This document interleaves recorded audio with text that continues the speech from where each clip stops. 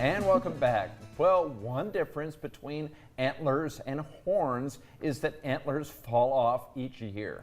And the hunt for those antlers can be a fun reason to get outside this month.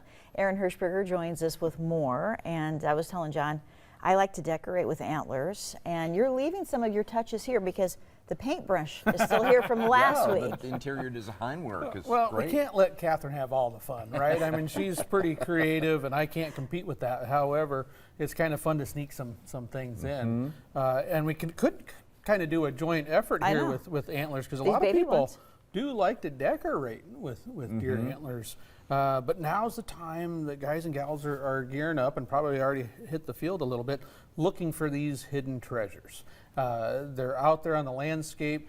Our bucks, whether they're mule deer, white-tailed deer, even our elk, lose their antlers each and every year.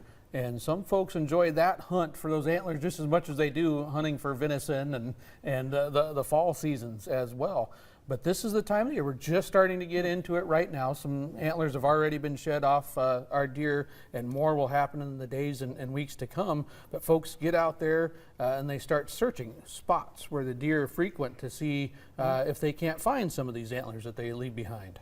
Why do they shed their antlers every year? And that's a good question. And what it is those deer don't need them anymore. They're mostly associated with being able to defend from competitors during the breeding season, to show fitness and perhaps health in some cases as well. There's even some thought about as this bone, which is what it is, grows and it needs a blood supply, which is really close to the surface, that can help cool deer off in the hot summer months when it's in that velvet stage. But then it turns to the hard bone and mainly used during the breeding season. And then this time of the year, that's not happening. So they fall right off. We got folks that like to go out and find them, which is pretty cool here in the state of Nebraska. A lot of our state areas are wide open for finding those deer antlers, and it's quite the treasure, because we're not the only ones that like them. Squirrels, small rodents, they like chewing on them as well, for some of the calcium and some of the other minerals that they can find within them. Very interesting. Where do you go to find them? Where's a good place to start looking?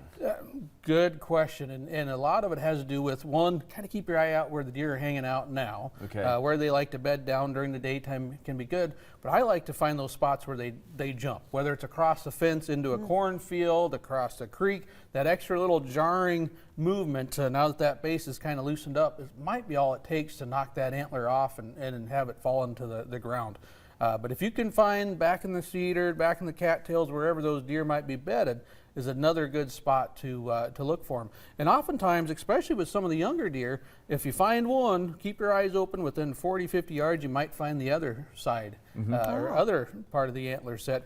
Bigger deer, it's usually within about 100 yards they'll shed both of their antlers. So kind of cool. Gives you an idea of what deer have survived through the winter and the hunting seasons, and what's going to be there next year as well. But it's also kind of fun finding the different sizes and shapes of these different antlers. It's hidden treasure out there. And once you find your first one, it's a little easier to find the second. All right. I wonder if dogs would like to chew on those too. Oh, they love them. Some dogs really do love them. So you have to be careful about that aspect of them. All right. Thank you, Aaron.